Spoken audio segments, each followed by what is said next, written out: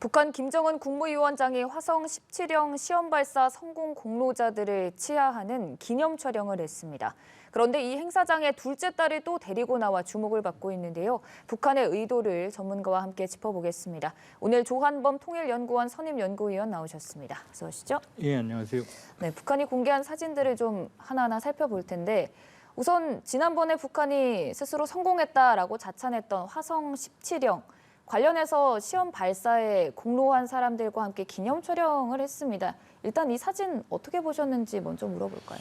일단 이제 본인들은 최종 시험 발사라고 했거든요. 네. 그리고 완전 대성공이라고 이제 평가를 했는데, 근데 여러 가지 면에서 사실은 정상적인 발사도 아니었고, 네. 그 ICBM의 필수적인 여러 가지 부분에서 시험도 하질 않았거든요. 근데 지금 2017년 11월 29일 날 국가핵무력 완성을 선언했으니까 5주년입니다. 네. 근데 북한은 정주년이라고 해서 5주년, 10주년에 행사를 하거든요. 그러니까 그 행사를 이제 가름을 한 것 같고요. 이번에 화성 17형 발사로. 지금 19년, 10년이 넘어가는 김 위원장으로서는 지금 그 내부 외환입니다, 사실은. 왜냐하면 대북 제재, 코로나, 국경 봉쇄 이런 어려움이 있고, 그러니까 내부적으로는 지금 식량난이 굉장히 심각해요. 그래서 이제 5차 포위일군대회도 이번에 개최를 했고, 그게 이제 체제 단독이거든요. 뭐 피는 유전이 돼도 사상은 유전이 안 된다고 반사회주의, 비사회주의도 계속 강조를 하고 있고, 그러니까 내부는 경제난, 체제 위반 이런 게 시달리고 있고, 그럼 보일 거 국방력밖에 없는데, 국방력은 사실 2017년에 비해서 단거리 쪽은 성능이 확실히 향상이 됐어요. 근데 장거리, ICBM 쪽은 사실 성능이 별로 개선된 게 없거든요. 네. 뭐 일각에서는 뭐 굉장히 성능이 진보된 것처럼 보이지만, 그러나 필수적인 여러 가지 부분이 검증이 안 됐거든요. 이런 상황에서 일종의 5주년 자축 이벤트를 무리해서 했다 이렇게 볼 수 있습니다. 본인들의 핵무력 완성을 강조하려는 의미로 이렇게 좀 사진 촬영도 하고 일종의 행사를 벌였다라고 평가를 해주셨는데 이동식 발사 차량에 영웅치호 부여하고 또 뭐 훈장을 부여하기도 했습니다. 이게 사실 영웅이라는 칭호가 사람에게 보통 부여한다고 알고 있는데 북한에서 어느 정도의 의미를 가지는지 좀 설명해 주시면. 아주 큰 의미가 있죠. 무기 체계에 부여를 네. 했으니까 거의 뭐 그 유사한 사례가 별로 없을 정도고요. 네.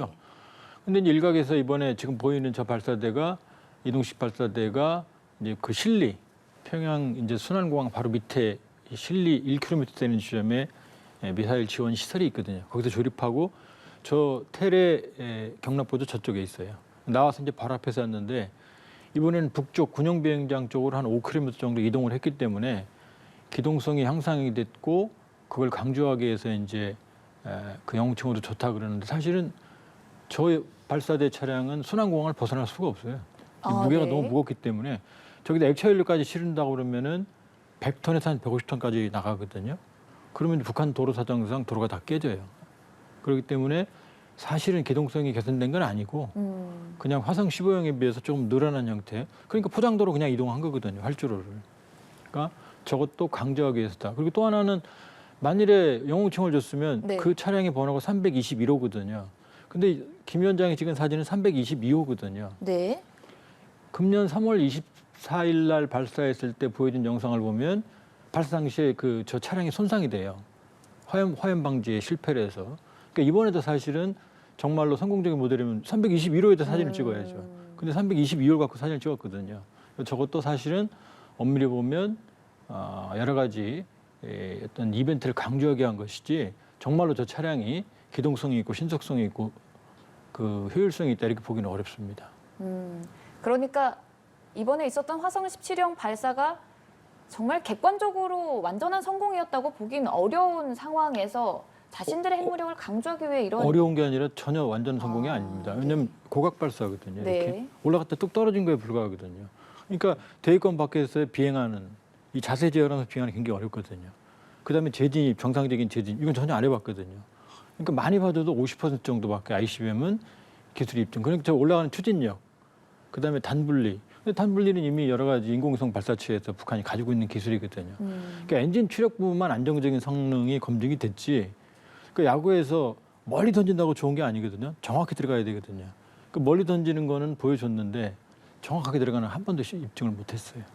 네, 참 이렇게 좀 대외적으로는 북한의 핵무력 완성에 대해 회의를 가지는 상황에서 일단 북한은 내부 결속을 다지는데 좀 힘을 쏟아붓는 모습입니다. 이번에 또 사진이 공개되는 부분 중에 화제가 됐던 게 둘째 딸 김주혜 양과 김정은 위원장의 모습이 공개된 건데 사실 얼마 전에 공개됐을 때는 그 딸의 모습을 보면 흰 옷을 입고 빨간 구두를 신고 이런 모습이었는데 이번엔 아예 검정색 옷을 입고 조금은 달라진 모습을 보였더라고요. 사진 어떻게 보셨어요? 그 지난번 그 딸 공개했을 때 성공했죠. 왜냐하면 전 세계 이목을 집중시켰거든요. 근데 이쪽 2% 부족했어요. 왜냐 너무 앳돼 보였거든요. 그 소위 이제 북한에서는 권위주의, 독재 권위주의 백두혈통 소위 본인들이 네. 말하는 그 권위가 안 나왔거든요. 그러니까 이번에는 훨씬 더 권위적인 모습으로 그러니까 성인화시키고 그다음에 이제 부하들하고 김정은 위원장의 수하들하고 관계에서도 거의 상하관계처럼 어린아이가 그러니까 일종의 좀 더 권위를 부각시켜서 이번에도 또 역시 딸한테 초점이 가거든요. 네. 그러니까 시각을 붙잡을 수가 있죠. 그러니까 사실은 극적인 효과를 발휘하는데 딸은 이제 매우 그 유용한 뭐 그런 그 활용 가치가 있는 거고요. 근데 이제 문제는 지금 김 위원장의 자녀가 2010년에 아들, 네. 그다음에 지금 나오는 2013년 김주혜, 그건 확인된 것 같아요. 왜냐하면 네. 데니스 로드먼 2013년 갔다가 주혜라고 하는 딸을 안아봤다 그랬거든요. 보면 이제 저 친구겠죠. 그다음에 2017년에 셋째 딸이 있는 걸로 알려지고 있거든요. 그럼 지금 첫째가 나와야 되거든요. 근데 지금 계속 둘째가 나오고 있거든요. 그다음에 점점 더 진화하는 모습을 보이고 있거든요. 그러니까 지금 저 둘째를 장기적인 후계, 그냥 김정은 자체가 갑자기 등장해서 초기 힘들었거든요. 일로 가는 건지 아니면 저러다가 이제 아들이 나올 수도 있죠. 네. 사전 포석을 깔아놓고 이제 아들이 등장할 수도 있죠. 그 두 가능성 모두 다 있다고 봐야 돼요. 그러니까 첫째 아들은 향후 이 권위를 승계할 자여서 좀 아껴두고 있다는 시각이 있고 아니면 잠깐 언급해 주셨다시피 둘째 딸로 백투혈통을 이어갈 그런 계산이 있고 두 가지 전망 중에 그러면 연구위원님께서는 어느 부분이 가능성이 높다고 보세요? 일단 북한에서는 우리하고 완전히 문화가 달라서 네. 지금 앵커님도 여성분이시지만 굉장히 본건적이에요. 그러니까 여성이 지도자가 된다는 건 상상을 못해요. 일단 정치 문화가. 네. 그렇지만 지금 아들이 안 나온다는 얘기는 지금 아들이 있다고 하더라도 어떤 상태인지는 아무도 모르잖아요. 몸이 아플 수도 있고 병약할 수도 있고 지금 2번 연이어 나왔거든요. 네. 그러면 앞으로도 나온다는 얘기거든요. 계속해서. 그러면 저런 사례가 없었거든요. 그리고 지금 나왔지만 이 리설주도 엄마인 리설주도 김정은 수하와의 관계에서 그렇게 상하 관계로 있는 그런 모습들이 연출이 안 됐거든요. 네. 근데 이번에는 그 북한의 장성이 이 김주혜한테 고개를 숙이고 김주혜는 뻣뻣하게 그 상하 관계처럼 보이는 모습이 연출이 됐거든요. 그러니까 사실 반반입니다. 저도 지금 갑자기 왜냐하면 김정은이 처음에 2009년에 후계자로 등장할 때 네. 명칭이 김대장이었어요. 청년대장. 네. 척척척 발걸음이라는 노래 우리 김대장 나왔거든요. 그렇기 때문에 깜짝스럽게 자기의 과거처럼 아들을 내보일지 조만간. 네. 근데 아니면 계속 저 친구가 나온다 그러면은 장기적인 후계자. 왜냐하면 벽을 깨야 되거든요. 본건적인 벽을. 그러면 장기적으로 익숙해지는 그 학습 효과가 있거든요. 그러니까 좀 더 두고 봐야 된다 이렇게 네. 볼 수 있어요. 앞으로 둘째 딸이 계속 등장한다면 장기적인 후계자가 될 가능성도 있다. 이 부분을 짚어주셨는데 북한 매체도 지난번에 딸을 공개할 때는 사랑하는 자제분이었다가 이번에 보도에서는 존귀하신 자제분이라고 했던 것도 그럼 그 맥락에서 해석을 하면 될까요? 그게 중요합니다. 네. 왜냐하면 좀 북한은 좀 우습긴 하지만 그 최고 지도자나 백두혈통 앞에 형용사가 붙어요. 그 위대한이라는 표현은 김일성과 김정일만 들어갑니다. 그 위대한 수령 김일성, 네. 위대한領도자 김정일. 그다음에 김정은의 경우에는 경애하는 최고 영도자예요. 경애하는이 붙습니다. 이제 몇 번 위대한 지도자라는 표현을 노동신문에서 살짝 썼는데 네. 성공을 못했어요. 들어갔어요. 아직 그 급은 안 되는 것 같고. 그러면 리설주는 존경하는이 붙습니다. 존경하는 여사 리설주 여사 이렇게. 그러면 지금 지난번에는 사랑하는 자제분, 사랑하는 이제 김정은이 사랑한다는 얘기거든요. 근데 존귀하시는 뭐냐면 북한 인민들이 떠받드는 거거든요. 그러니까 저게 존귀하신이 계속 고착화된다면 저 친구한테만 고착화될지 아니면은 다른 이후에 나올 자제한테도 고착화될지 모르겠지만 어쨌든 존귀하 신이라고 하는 일반 인민들이 쓰는 형용사가 달라붙었다는 것 자체가 뭐 다른 가능성은 모두 차치하더라도 가계의 우상화, 김정은 가계의 우상화가 본격화됐다.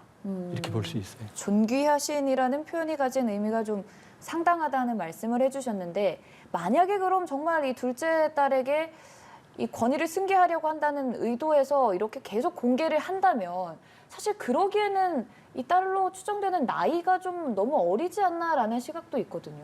김정은 위원장이 84년생인데 네.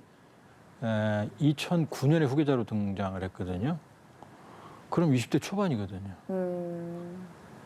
그다음에 3년, 9년부터 아버지가 11년 12월 17일 날 네. 죽었으니까 겨우 3년하고 그 등극을 했거든요. 그때 사실은 초기에 굉장히 불안했어요. 그러니까 자기 고모부도 죽이고 이 상층부 엘리트들 많이 숙청을 했거든요. 그러니까 본인이 굉장히 힘들었을 거예요. 그렇게 본다 그러면 지금 지난번에 그 김주애는 그냥 뭐 혼자 천진난만하게 다니는 사진이었는데 지금은 아니에요. 아버지랑 같이 미사일 앞에 사진 찍었고 그 간부들하고 악수하는 장면까지 보여주거든요. 그 아들이 첫째 아들이 후계자로 간다 그러면 첫째 아들을 내서 저걸로 먼저 해야 되거든요.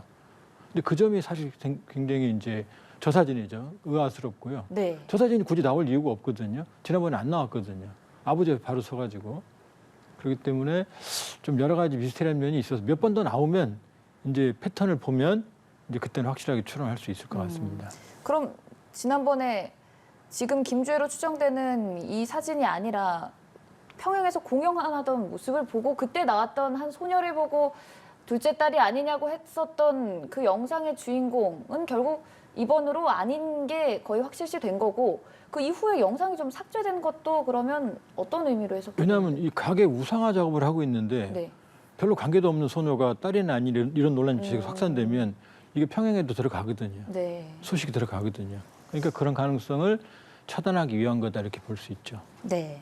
어찌됐든 북한 입장에서는 지금 이 둘째 딸에 대한 의미를 상당히 두고 있는 모습인데 앞으로 또 더 등장하느냐, 어떻게 등장하느냐가 중요할 것처럼 보이고 이렇게 좀 북한 내부적으로는 핵무력 완성에 대한 부분에 있어서 결집력을 강화하는 가운데 또 한미의 대응에 있어서도 우리가 주목해야 될 부분 아닙니까? 미국은 또 바로 강력한 대응 계속 보이는 모습이거든요. 지금 이제 맞대응으로 미국도 이제 B1B 네. 뭐 이제 괌에 파견됐다가 이제 돌아갔어요. 네. 그다음에 이제 B2 스피릿 미국 전략복귀가 3개거든요. 네. B-52H 이거는 이제 개발된 지 오래됐지만 일단 핵 미사일 핵탄두를 탑재해요. 근데 이제 가장 강력하고 빠르고 탑재량이 많은 이 B1B는 전략무기 감축 협정에 의해서 핵탄두 탑재가 안 되게 돼 있어요. 근데 실을 수는 있어요. 그리고 세 번째가 이제 지금 나오는 B2 스피릿 스텔스. 저 한 대가 2조 원이 넘습니다. 한 대. 네. 근데 저건 그 레이더에 탐지가 안 돼요. 제급이 없이 12,000km로 오니까 그냥 미 본토에서 즉 날라와서 레이더에 안 잡히고 한 20톤 정도 싣거든요. 근데 저 8대를 엘리펀트 워크라고 그냥 활주하는 거죠. 그리고 몇 대는 실제로 이륙까지 했어요. 그다음에 그 일본에 있는 F-22 랩터 최강의 전투기죠. 스텔스. 이것도 보여주고 계속 미국이 압박을 해요. 북한이 여기에 반응을 하고 있고 그렇기 때문에 또 이제 그 주한미군에도 우주군 사령부를 창설하기로 했거든요. 네. 미 본토에 있고 인태사령부가 만들어졌어요. 근데 주한미군까지 만들어지면은 사실은 한반도, 북한, 그다음에 한반도 전국 전체. 네. 그러니까 중국, 그다음에 시베리아까지 커버하는 우주군 사령부가 완성이 되는 거거든요. 그러니까 미국도 강력하게 대응을 하면서 사실은 그 영향력이 이제 중국과 러시아의 안보 영역까지 미치게 되는 상황이 벌어지고 있는 거죠. 네. 근데 중요한 것은 이렇게 미국의 대대적인 대응이 북한 그리고 더 나아가서 잠깐 말씀해 주셨던 중국과 러시아에게도 좀 영향을 미칠 수 있는지인데 그게 좀 효과를 발휘할까요? 이제 피곤하죠. 왜냐하면 중국 입장에서는 그 사드도 그런 거거든요. 사드가 뭐 당연히 우리 입장에서는 북핵에 대한 대응이지만 네. 어쨌든 지금 B2도 역시 B2가 오면 평양만 갈 수 있습니까? 좀 더 가면 베이징이거든요. 그러니까 모든 한미의 대응이 사실은 중국의 안보적인 영향을 미치게 되거든요. 그러면 사드만 해도 사실은 중국이 상당히 반발했는데 우주군 사령부가 한국에 만들어지면 이건 주한미군이 단독으로 운영합니다. 단독으로. 그럼 주한미군이 단독으로 운영하면은 그 작전 범위가 어디까지 되는지 아무도 모르거든요. 인도태평양이랑 결합을 시킨다고 그러면. 네. 그러니까 중국도 당연히 피곤해지죠. 네, 오는 29일 북한의 핵무력 완성선언 5주년을 앞두고 좀 계속해서 전향적인 행보를 보이는 북한의 모습인데요. 오늘 관련해서 조한범 통일연구원 선임연구위원과 함께 얘기 나눠봤습니다. 고맙습니다.